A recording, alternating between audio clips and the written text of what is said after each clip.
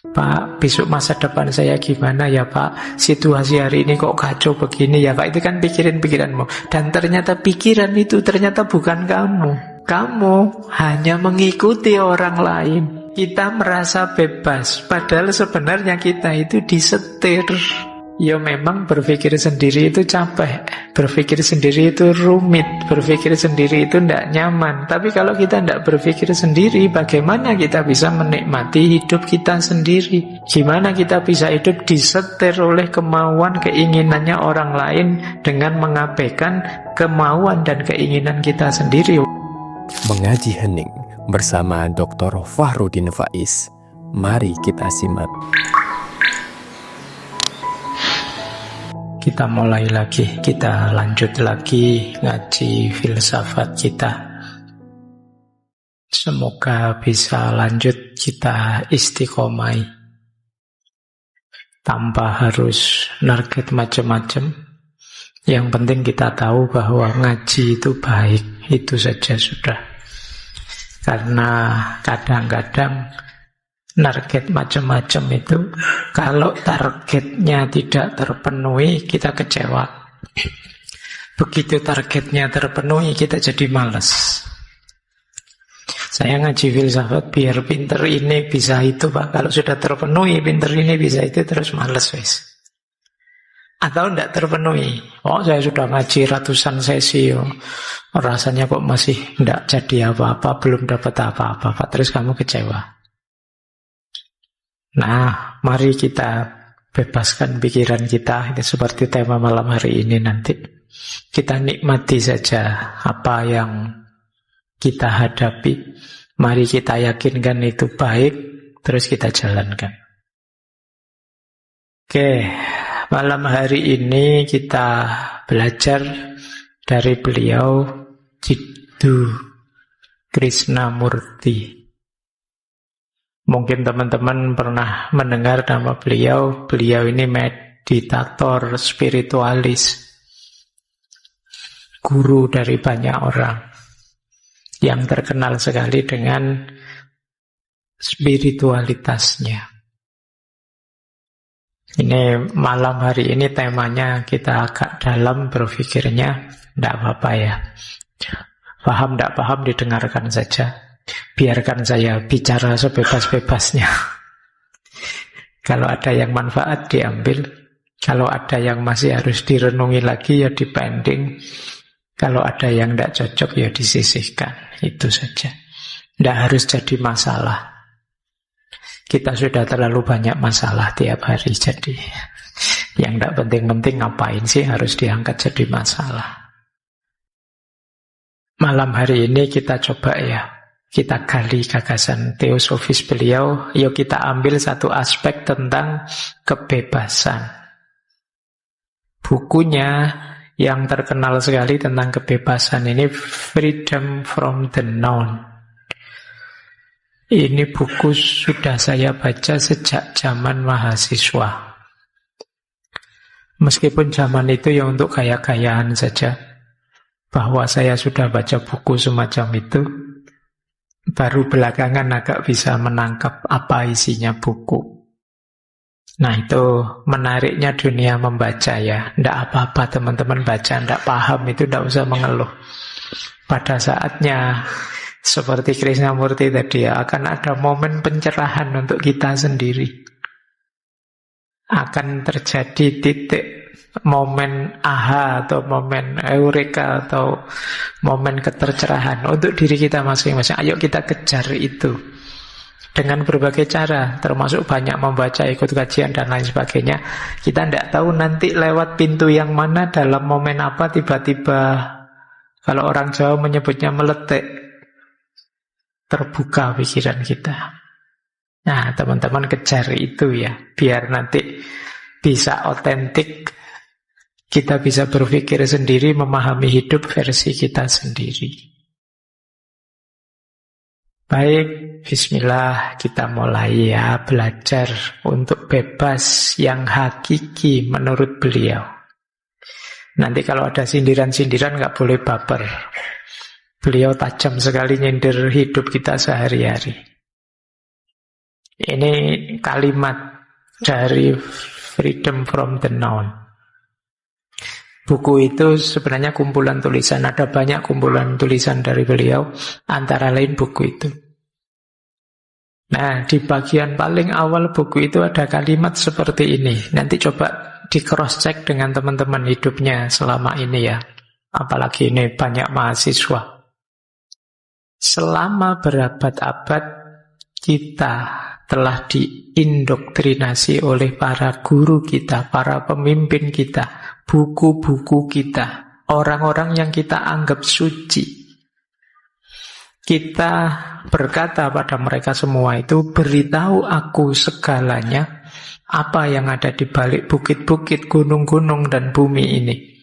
Kemudian kita merasa puas dengan deskripsi yang mereka berikan.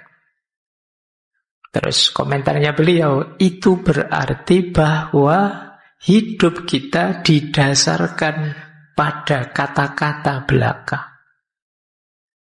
Dan berarti hidup kita sifatnya dangkal dan kosong. Kita tidak orisinil. Selama ini kita hidup berdasarkan apa yang diberitahukan pada kita. Baik karena terdorong oleh kecenderungan-kecenderungan sifat-sifat bawaan kita, ataupun karena kita terpaksa menerima segalanya itu karena situasi dan lingkungan. Kita merupakan hasil dari segala macam pengaruh, dan tak ada apapun yang baru dalam diri kita. Tak ada apapun yang telah kita temukan sendiri dalam diri kita. Tidak ada yang orisinil, tidak ada yang murni, tidak ada yang jelas. Ini sindiran telak ya untuk kita. Ternyata selama ini kita itu tidak pernah benar-benar hidup, tidak pernah benar-benar memahami hidup ini versi kita. Kita hanya mengikuti kata-kata. Padahal kata-kata itu bukan dunia yang sejati. Itu kan perspektif tafsirnya mereka. Tapi kita ikut mereka. Ya mungkin bagi mereka itu otentik. Kalau bagi kita yang hanya follower, ya kita tidak menikmati, tidak memahami dunia kita sendiri. Isi kepala kita penuh dengan pikirannya orang lain. Jangan-jangan ada pikiran saya juga di kepalamu. Terus buat apa? Kata Krishnamurti, inilah nanti yang membelenggu kita. Jadi kita bukan pejuang kebenaran untuk hidup kita sendiri. Padahal kata beliau, deskripsi itu tidak sama dengan yang dideskripsikan. Aku bisa mendeskripsikan gunung, tetapi deskripsi bukanlah gunung itu sendiri. Dan jika engkau terjebak dalam deskripsi seperti kebanyakan orang, maka engkau sebenarnya tidak akan pernah melihat gunung itu sendiri. Kalau kita ikut pikirannya orang, tentu saja kita tidak melihat sendiri. Padahal setiap orang itu kan memahami sesuai cara pandangnya, sudut pandangnya, dan titik pandangnya masing-masing. Yang bisa saja tidak relate, tidak relevan dengan hidup kita. Jadi ternyata dunia kita hanya dunia deskripsi. Nah, ini kritiknya. Makanya lanjut beliau mengkritik kita. Kita adalah pemulung barang bekas. Ya, pikiran-pikirannya orang itu kan kayak barang bekas, mereka melontarkan, kita ambil. Kita hidup berdasarkan apa yang telah dikatakan kepada kita. Baik yang dituntun oleh kecenderungan kita atau lingkungan kita. Tidak ada yang baru dalam diri kita. Tidak ada yang kita temukan sendiri. Tidak ada yang asli, yang murni dan jelas. Itu masih mending kalau kita paham pikirannya. Kadang-kadang kita mulung tidak paham, yang penting share.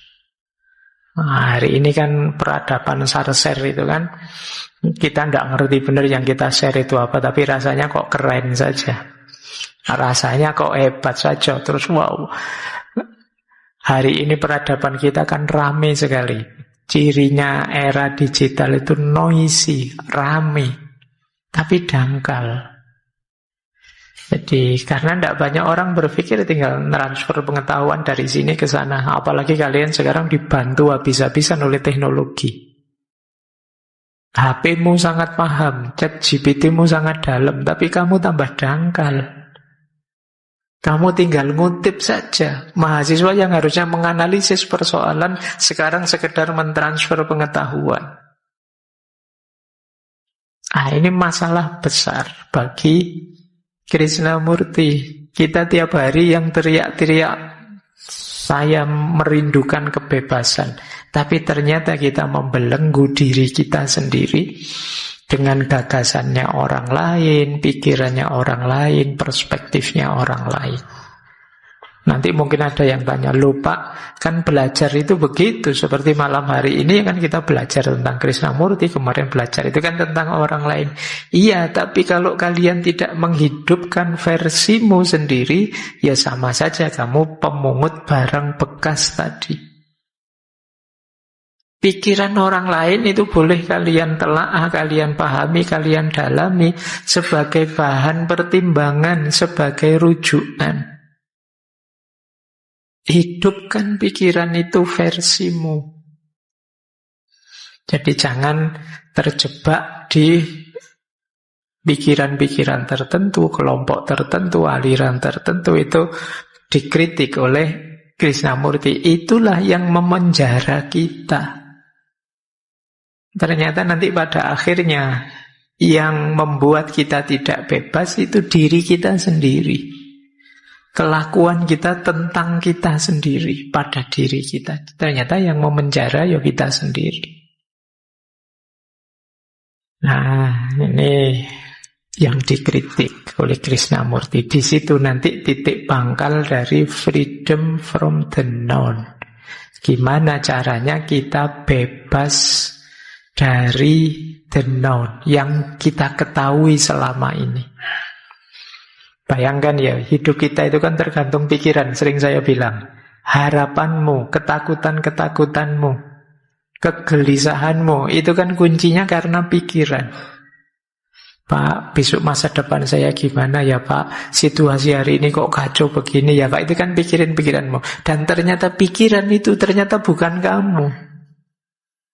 Kamu hanya mengikuti orang lain. Kenapa sekarang kamu gelisah? Katanya orang-orang sebentar lagi ada gempa, Pak. Katanya rame sekali sekarang, mungkin bulan ini Agustus katanya ada kiamat, Pak. Katanya itu kan kamu dapat dari mana-mana, dari luar, dan kamu gelisah.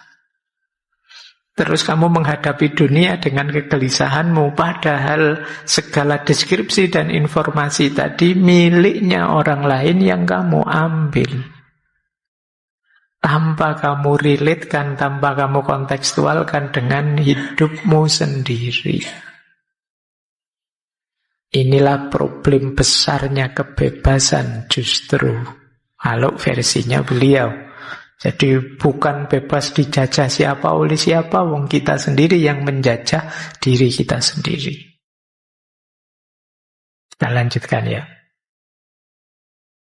Nah, maka Krishnamurti punya pemaknaan yang khas tentang kebebasan. Selama ini kan kita memaknai itu, bebas itu berarti kita bebas milih. Bebas itu ada banyak pilihan, kemudian suka-suka kita mau mengambil yang mana, kan begitu kita memaknai kebebasan. Terus pandangan seperti ini terus dikritik oleh Krishnamurti. Kalian tidak sadar, seolah-olah kalian itu bebas milih, padahal kalian dikondisikan untuk milih hal tertentu dan tidak milih hal yang lain. Jadi kita merasa bebas, padahal sebenarnya kita itu disetir oleh kondisi, oleh situasi, oleh tokoh-tokoh, oleh guru-guru kita, dan lain sebagainya. Itu yang dikritikkan oleh Krishnamurti. Jadi kita sering, Pak, ini pilihan saya sendiri loh Pak, keinginan saya sendiri. Tapi kalau kita telusuri ke belakang, kok kamu milih yang seperti itu mungkin karena cara pandangmu, sudut pandangmu, titik pandangmu, yang itu terpengaruh oleh orang lain. Jadi ada pengkondisian yang kamu tidak paham. Itu makanya dulu waktu kita belajar filosof barat, mungkin teman-teman ingat ya, ini sesi ngaji filsafat awal itu Michel Foucault. Beliau punya konsep kebalikannya orang modern. Orang modern awal itu kan bilang knowledge is power. Siapa yang menguasai pengetahuan, dia akan punya power. Tapi dibalik oleh Foucault, bukan begitu rumusnya, tapi power is knowledge.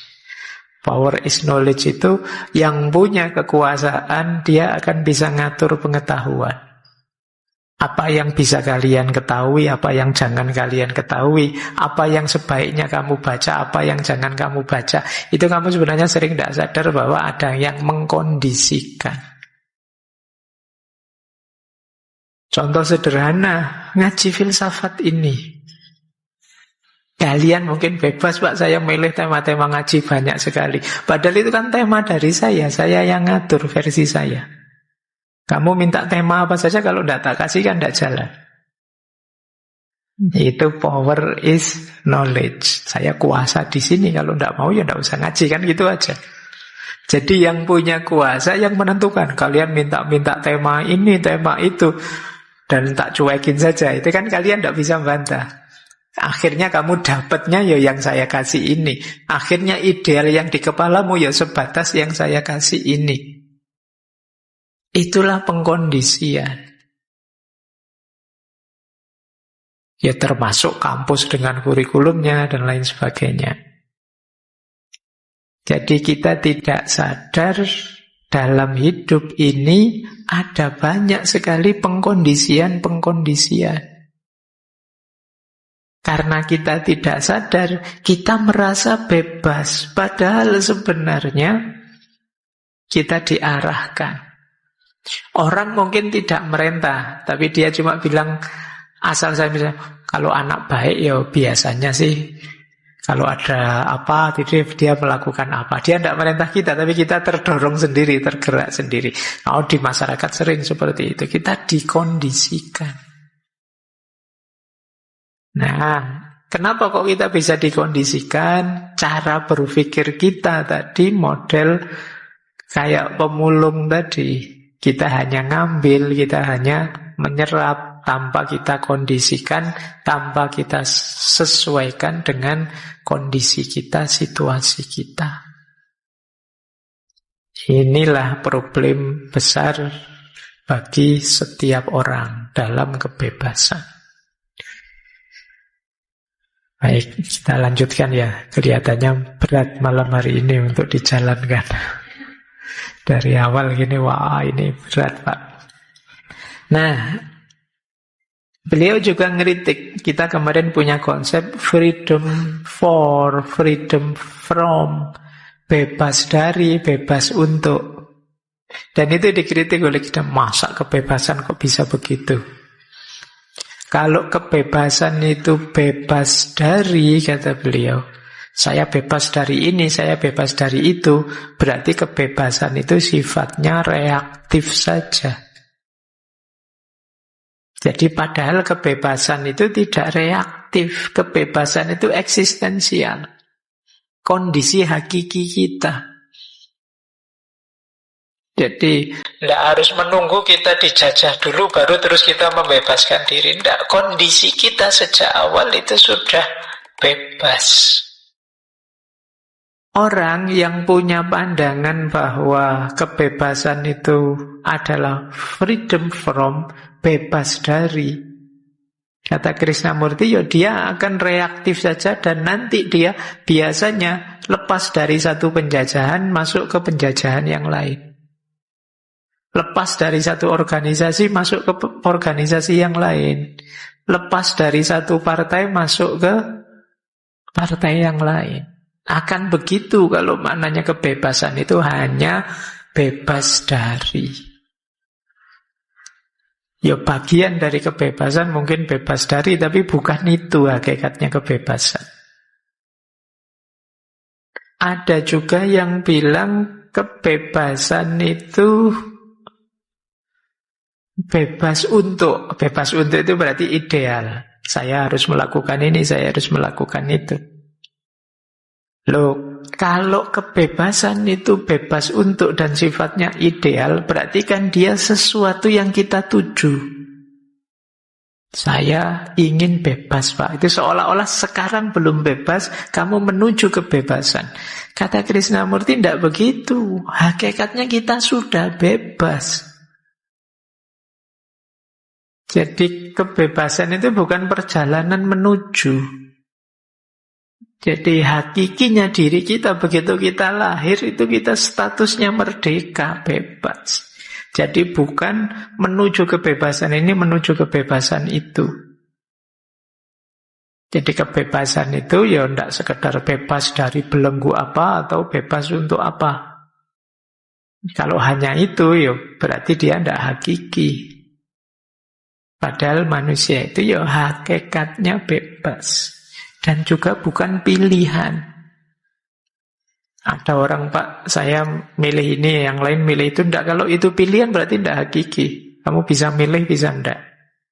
Kebebasan itu hakiki. Yakinlah bahwa kalian itu hakikatnya bebas. Kok terbelenggu, Pak? Kamu sendiri yang membelenggu atau circlemu yang membelenggumu.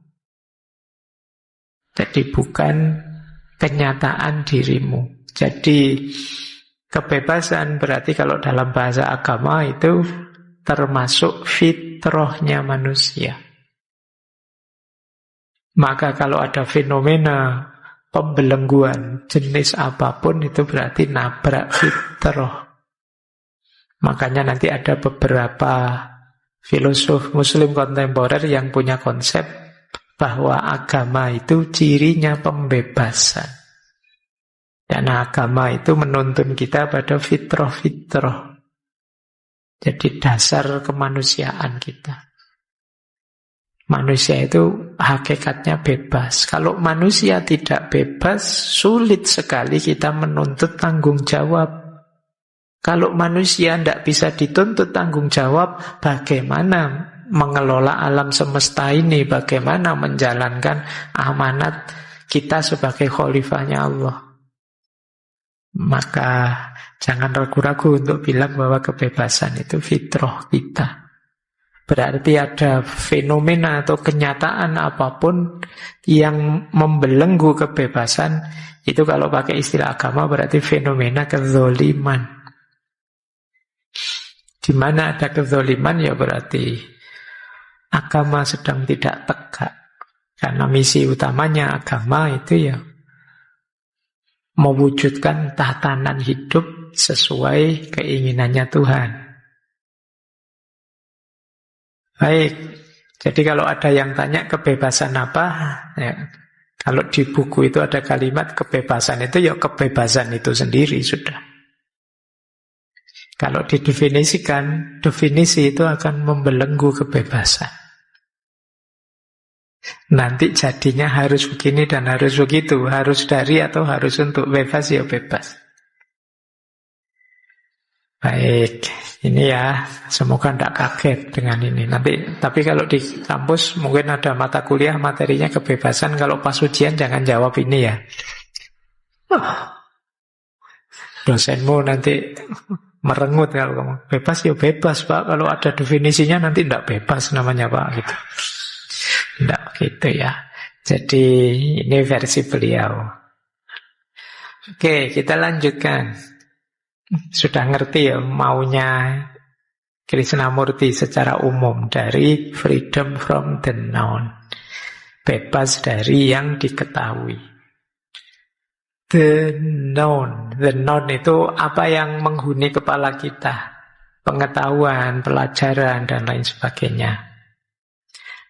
Mari kita hati-hati mendefinisikan yang dimaksud the known itu bukan functional knowledge. Jadi bukan pengetahuan tentang cara hidup sehat, cara minum yang baik, cara makan yang bergizi, bukan itu. Itu namanya functional life. Kalau ini ya kalian harus tahu, kalian operasikan. Ikut orang lain juga tidak apa-apa kalau ini. Tapi yang dimaksud existential life, yang berhubungan dengan hakikatnya diri kita, cara hidup kita, cara kita menjalani keseharian kita, cara pandang kita terhadap dunia. Itu existential life. Inilah yang sering membelenggu kita. Jadi the known itu bagian eksistensial. Ada yang menyebutnya psychological knowledge. Wong kita itu menjalani hidup kita kok meminjam konsep teori dari orang lain yang membaca hidupnya dia. Itu yang dikritik oleh Krishnamurti. Jadi bukan yang functional knowledge ya. Nanti Pak begitu, kalau begitu pengetahuan di kepala saya dibuang semua ya Pak. Saya yang belajar membaca, belajar nulis, belajar caranya mandi, belajar caranya makan, bukan itu namanya functional knowledge. Tapi yang dimaksud existential knowledge, pengetahuan-pengetahuan tentang kedirian kita.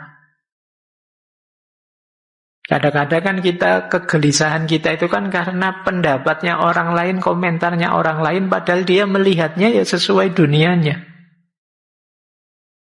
Kadang-kadang saya nyaman pakai baju kayak gini, terus ada orang komentar, menurut saya kalau kamu bajunya jangan begitu, kamu apa? Dan kita gelisah karena itu. Jadi kita tidak yakin dengan pilihan kita sendiri. Ini namanya kita terbelenggu oleh orang lain. Itulah the known, itulah pengetahuan. Biasanya kata Krishnamurti, the known itu sesuatu yang eksistensial, yang dari situlah nanti formulasi hasrat, keinginan, cita-cita kita rumuskan. Cita-citamu apa? Kayak dulu waktu kita kecil ditanya cita-cita apa, terus jadi dokter, jadi pilot. Itu pasti kita tidak sadar. Kenapa harus dokter, kenapa harus pilot? Hanya karena ikut orang lain saja. Mungkin orang tuanya, mungkin lingkungannya, bahwa jadi dokter keren loh, jadi pilot keren loh. Kita merancang keinginan, harapan dan cita-cita, dasarnya the known tadi. Pengetahuan-pengetahuan tentang diri kita dan dunia yang sebagian besar sumbernya orang lain. Yang kedua, dari situ terus kita merancang, oh bahagia saya berarti di sini. Kalau saya mengalami ini berarti sedih. Itu ternyata sering bukan kita, tapi konsep-konsep yang dijejalkan di kepala kita. Itulah the known. Jadi kalau tadi ada yang tanya, apa bisa Pak kita bebas sepenuhnya dari pengetahuan? Ini yang dimaksud bukan semua pengetahuan, tapi existential knowledge. Kita hidup di dunia kita, tapi dibelenggu oleh konsep-konsep orang lain yang punya dunia sendiri. Disinilah pentingnya pembebasan pertama-tama, kata Krishnamurti, ya pembebasan di level ini. Kalau mental kita sudah mental terjajah, existential knowledge-nya hanya mengandalkan orang lain, yang lain dari luar, ya kita tidak akan bisa mandiri. Ini yang sering kita sebut mentalnya memang mental layak jajah. Kalau mental layak jajah, ya tidak usah kaget kalau kita sampai hari ini dijajah. Ya memang berpikir sendiri itu capek, berpikir sendiri itu rumit, berpikir sendiri itu tidak nyaman. Tapi kalau kita tidak berpikir sendiri, bagaimana kita bisa menikmati hidup kita sendiri? Bagaimana kita bisa hidup dengan standarnya orang lain? Gimana kita bisa hidup disetir oleh kemauan, keinginannya orang lain dengan mengabaikan kemauan dan keinginan kita sendiri? Itu harusnya siksaan yang luar biasa. Yang menyiksa siapa? Kita sendiri. Kita mengizinkan perspektif, gagasan, cara pandang orang lain masuk dan mengendalikan kita. Disinilah pentingnya kita berjuang untuk freedom from the known. Bebas dari yang diketahui. Lanjut.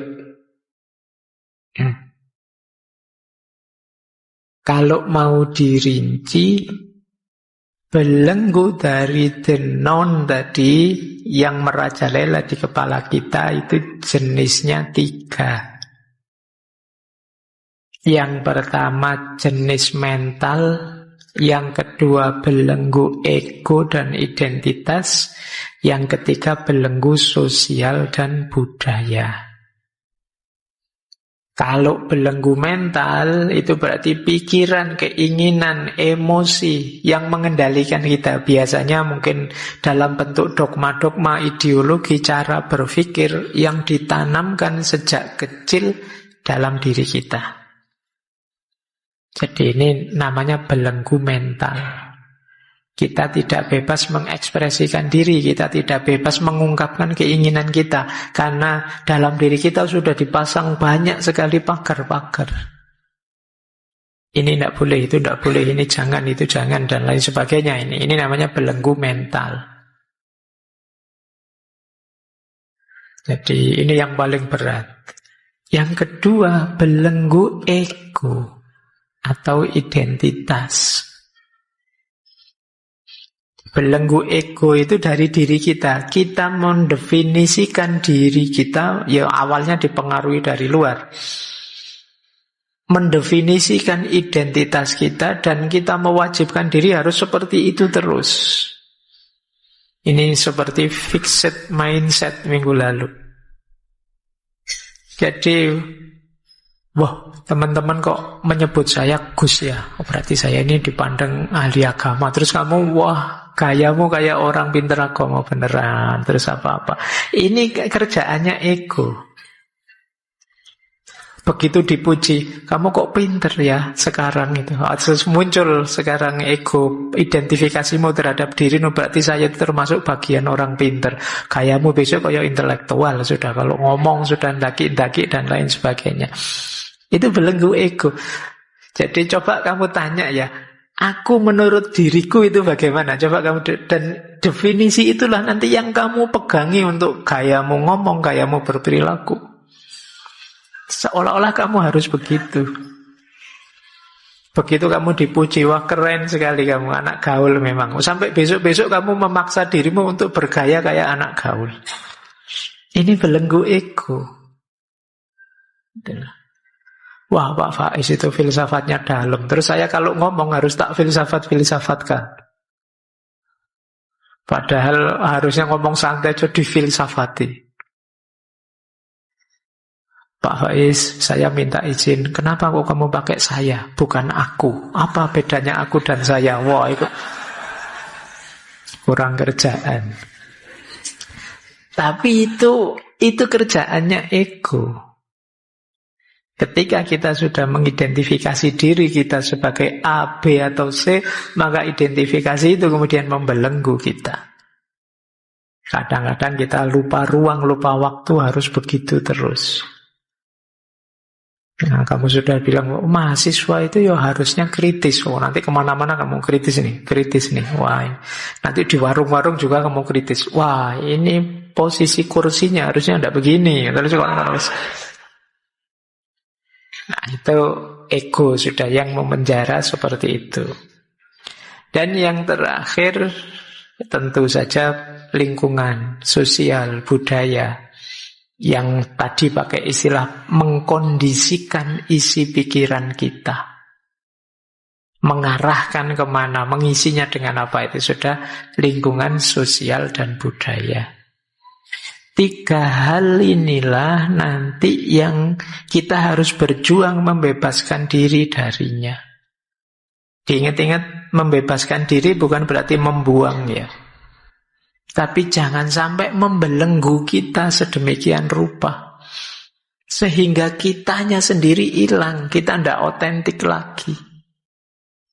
Boleh saja kok setelah kalian renungi, oh memang benar Pak, masyarakat saya yang dilakukan ini. Tapi kan sekarang kamu keputusanmu sendiri, hasil renunganmu sendiri setelah kamu refleksi sendiri. Tidak karena terikat, tidak karena terkondisikan, tidak karena terpaksa. Jadi yang namanya belenggu itu kan ya ketika kamu dipaksa untuk itu. Tapi kalau kamu sendiri yang menerima, oh ya menurut saya yang ini memang pas Pak. Nah kalau itu kan hasil refleksimu tidak apa-apa. Meskipun sama kemudian akhirnya. Tapi sekarang kamu secara mandiri memutuskan untuk dirimu. Tidak sekedar follower, tidak sekedar ikut. Tapi kamu memutuskan. Nah, inilah 3 belenggu the known. Maka kata Krishnamurti, the known adalah penjara pikiran. Dan hanya dengan pembebasan darinya, pikiran dapat benar-benar hidup.